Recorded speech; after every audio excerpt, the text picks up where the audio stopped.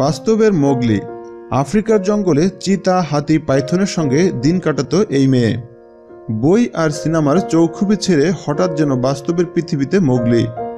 Akira, বালু, কা, শের খানের দুনিয়া ছেড়ে হঠাৎই সে বাস্তবের আফ্রিকার জঙ্গলে।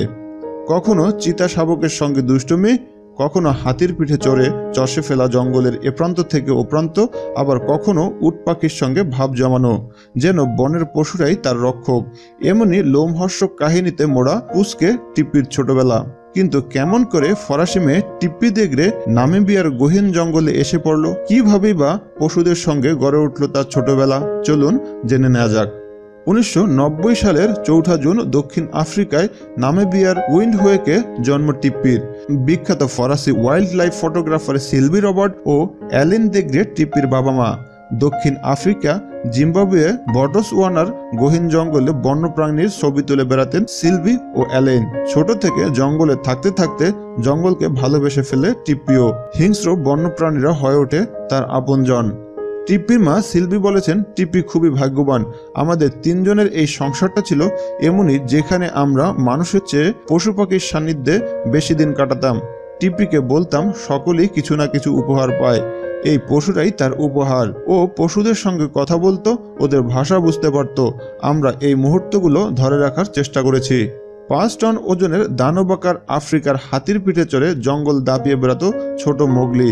বয়স তখন মাত্র 6 বছর। বন্ধুদের আদরের নামও দিয়েছিল সে।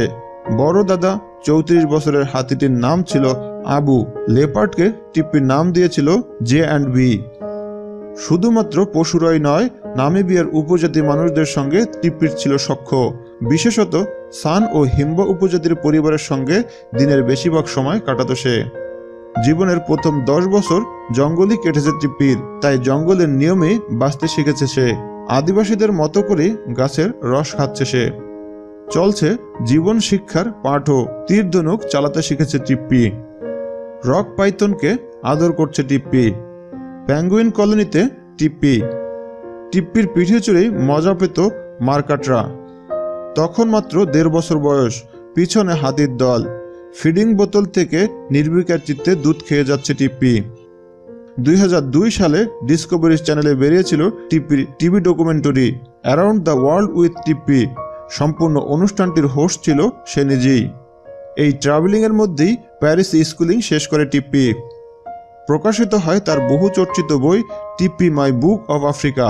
তার ছোটবেলার অভিজ্ঞতা নিয়ে 1997 সালে তৈরি হয়েছিল লে মন্দে সেলন টিপ্পি নামের তথ্যচিত্র। বর্তমানে প্যারিসের স্থায়ী বাসিন্দা বছর 26-এর টিপ্পি দেগ্রে। এখানকার আন্তর্জাতিক পরিবেশ চলচ্চিত্র উৎসবের শিশু বিভাগের ডিরেক্টর পদে রয়েছেন তিনি।